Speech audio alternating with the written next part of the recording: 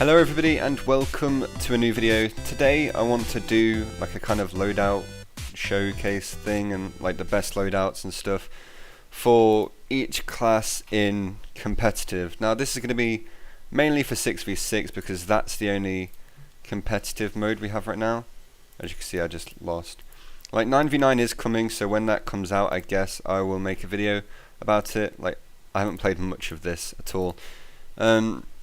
But yeah, I'm going to be talking about the best loadouts for 6's, that is, and you know, talk a little bit about the restrictions and why each item is used and stuff like that. So, as a lot of you may know, and some of you may not, the main classes in 6v6's is the Scout, Soldier, Demo, and the Medic. Now, you may think that's 4 classes, so where did the other 2 come from? Each team, like the most common setup for each team is 2 scouts and 2 soldiers, and then 1 demo and 1 medic, because you are allowed 2 scouts and 2 soldiers and then 1 of each other class. But because pyro and all that are used mostly for off-classing in 6's, I'm not going to really include them in this video.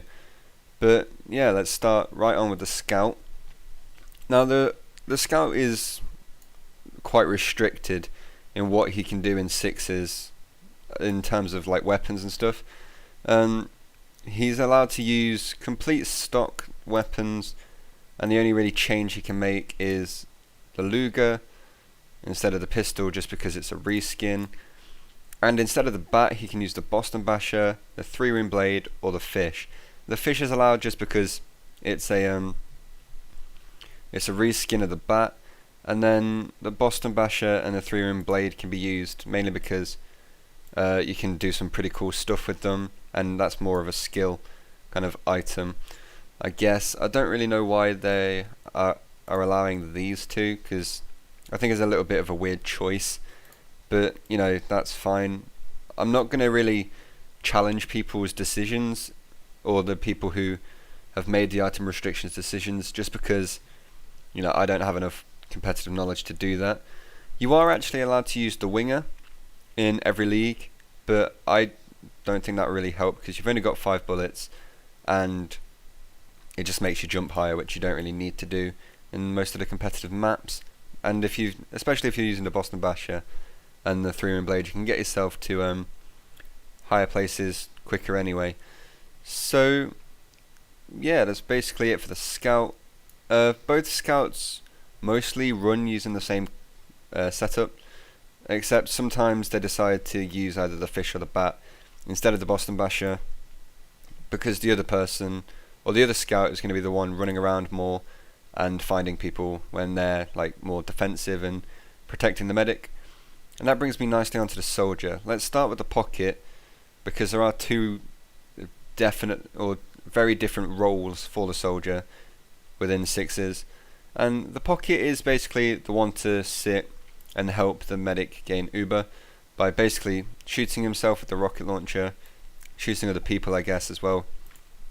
And he does ultimately have to keep the medic alive.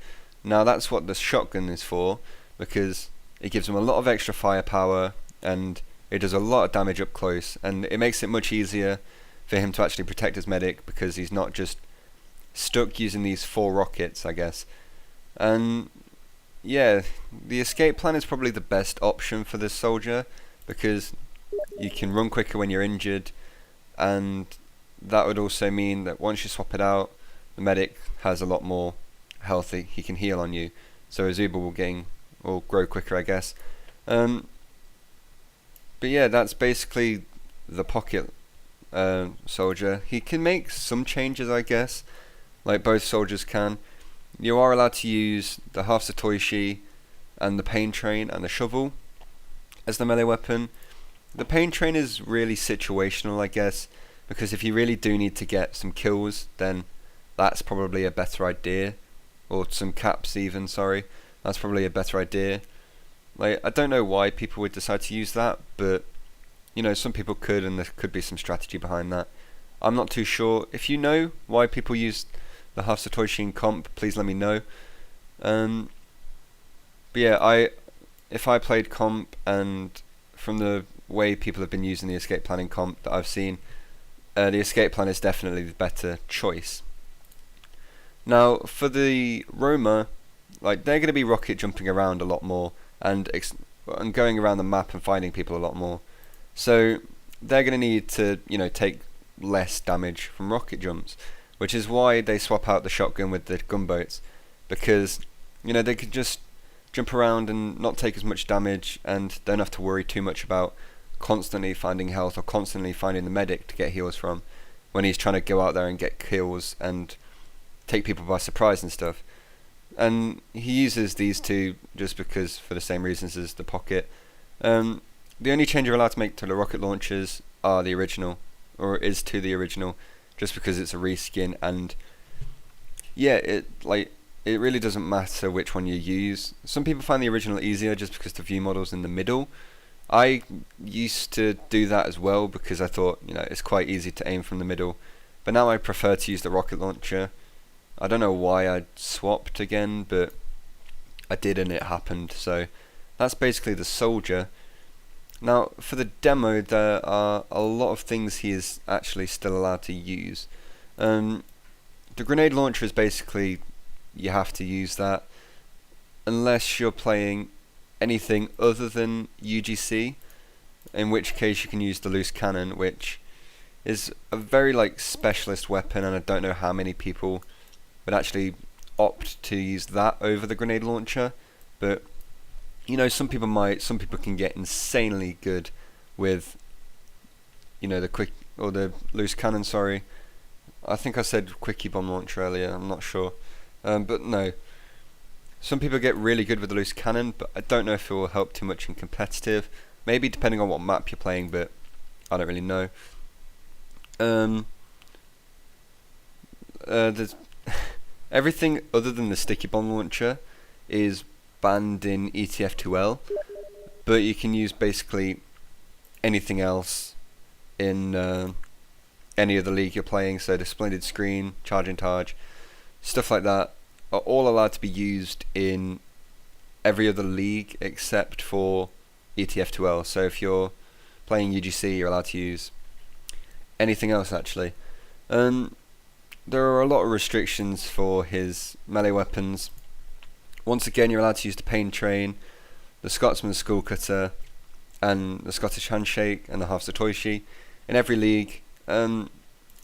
Scottish Handshake's basically just a reskin of the bottle, so you know, if you want that shaped bottle instead of that shaped bottle, knock yourself out. I guess the Scotsman's Skull Cutter would be quite a good option if you're, you know, in melee battles, because movement speed wouldn't really be a good factor, especially if you're doing extra damage in the melee fights, because you don't really want to run away too much, and if you do, you'd just swap to your other weapon or your primary weapon and shoot them, I guess. But I don't know, the Scotsman's Skull Cutter would be a pretty good idea, especially for doing the extra damage in melee fights, but you know, I just prefer the bottle. So now on to the medic, who is arguably the most important part of any comp team, I guess, because this is going to be the guy keeping you alive, helping you through pushes and making sure you're all, you know, not dead. So for the primary, I'd recommend using the Crusader's Crossbow. You're allowed to use any primary you want for the medic in every league, so you just, you know, take your pick. I'd go with the Crusader's Crossbow because you can heal people from ages away, even if you're not right next to them. So if somebody's pushed up, got into a really awkward position, you can shoot at them and you can heal them, so they can escape, I guess. The Kritzkrieg is allowed to be used, and so is the Medigun. The other ones aren't in ETF2L and all that stuff. Some of them are allowed in the UGC, but other than that, not really. Both of these are quite situational, depending on how your team is playing. So if you want to make loads of pushes and do loads of damage, the Kritzkrieg is probably the better option. And if you just want to push using Ubers and, you know, make people back out and stuff, the Medigun's probably a better option, and if you want to hold stuff, the medigun's probably a better option as well. But you know, it's like I said, it's very situational on what you are actually using. Now for the melee weapons, you are allowed to use the Uber Saw, so you know, just use the Uber Saw because you get 25% Uber charge added on hit. So as soon as you hit a guy, you get 25% of your Uber, and you can use it a lot sooner than you would if you use the Bone Saw, where you don't get anything for hitting people except dealing damage. The Uber Saw is allowed in every league, so definitely use it. I know, like, probably the competitive rules and the item bans probably don't apply to the competitive matchmaking coming out, but these are still what I would recommend to use, unless you're going for some stupid weird play where, you know, you're using the backscatter or whatever for the scout. But yeah, definitely use the Uber Saw over the Bone Saw. I know some people prefer the Bone Saw, but I never understood that, because the Uber Saw just has much more advantages and is a lot more helpful. So yeah, that's basically all I have to talk about. If 9v9 comes out for competitive, then I'm gonna redo or make another video for the best loadouts for each class in competitive.